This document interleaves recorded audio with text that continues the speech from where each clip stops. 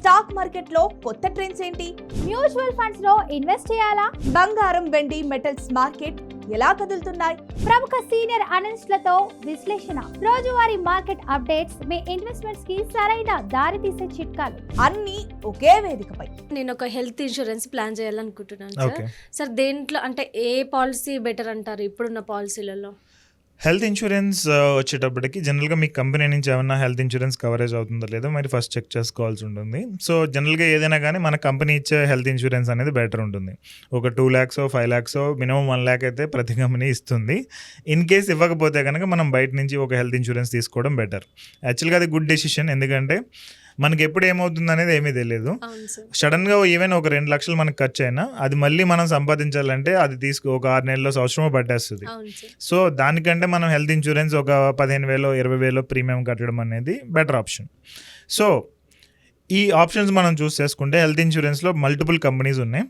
ఇందులో ఏంటంటే కొన్ని ఇన్సూరెన్స్ కంపెనీస్ ద బెస్ట్ అంటూ ఏది ఉండదు, అన్నిటికీ కొంచెం పర్లేదు.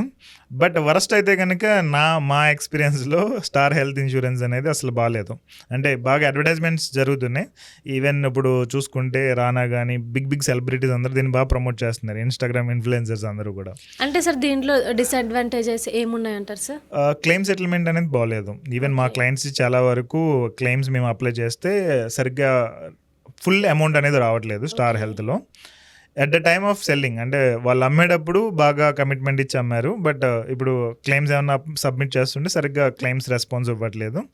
కొన్నిసార్లు ఏంటంటే క్లెయిమ్ రిలీజ్ అవుతుంది కానీ ఎగ్జాంపుల్ ఒక 1 lakh మనం సబ్మిట్ చేసాం అనుకోండి, 30,000 40,000 రిలీజ్ చేస్తున్నారు. మిడిల్ క్లాస్ వాళ్ళకైతే ఇంక ఇబ్బంది అవుతుంది కదా సార్, దాన్ని నమ్ముకొని ఉంటారు కాబట్టి. కరెక్ట్. సో రీసెంట్గా ఏంటంటే ఒక క్లయింట్ కేర్ హాస్పిటల్లో అడ్మిట్ అవ్వి, దానికి ఇన్ నెట్వర్క్ హాస్పిటల్ అది. సో క్లెయిమ్ సబ్మిట్ చేశారు ఎవరు, డాక్టర్స్ హెల్త్ ఇన్సూరెన్స్ కంపెనీకి క్లెయిమ్ సబ్మిట్ చేస్తే అది రిజెక్ట్ చేశారు.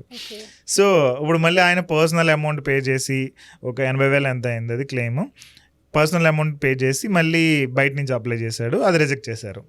ఏంటంటే ఏదో డాక్యుమెంట్ డాక్టర్ ఇవ్వలేదంట. సో లైక్ దట్ కొన్ని ఉన్నాయి.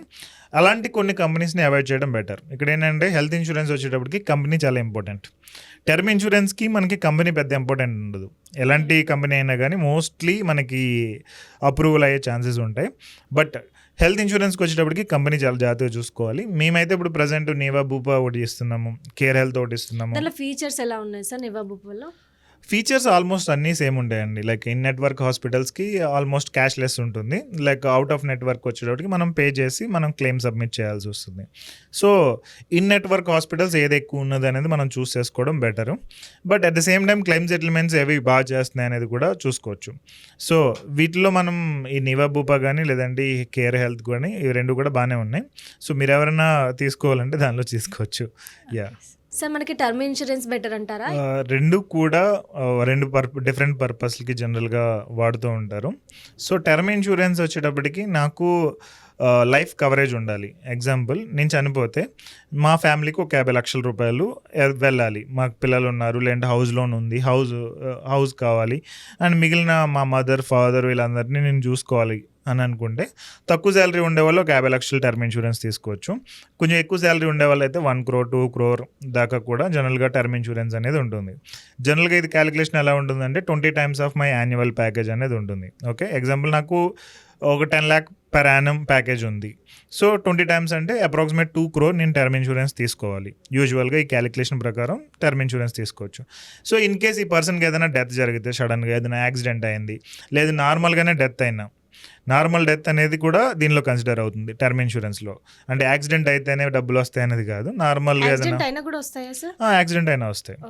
సో నార్మల్ డెత్ అయినా కానీ దీనిలో మనకి డబ్బులు రావడానికి ఈ టర్మ్ ఇన్సూరెన్స్ అనేది ఉపయోగపడుతుంది. పార్షియల్ డిజబిలిటీ అయినా కూడా, పర్మనెంట్ డిసబిలిటీ అయినా కూడా వస్తాయి సార్. డిజబిలిటీకి వాటికి రైడర్ మనం సెలెక్ట్ చేసుకోవాల్సి ఉంటుంది.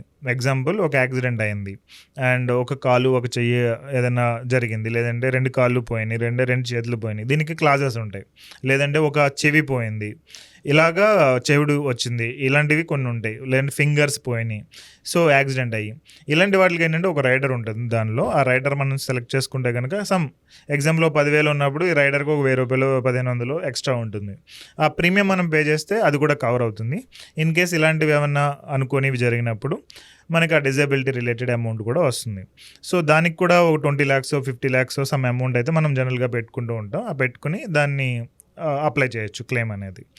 బట్ మామూలుగా చూసుకుంటే కనుక టర్మ్ ఇన్సూరెన్స్ అనేది ఏంటంటే ప్యూర్ డెత్కి మనం వాడతాం. ఓకే, అది criteria 1. Okay sir, thank you so much sir. Welcome అండి.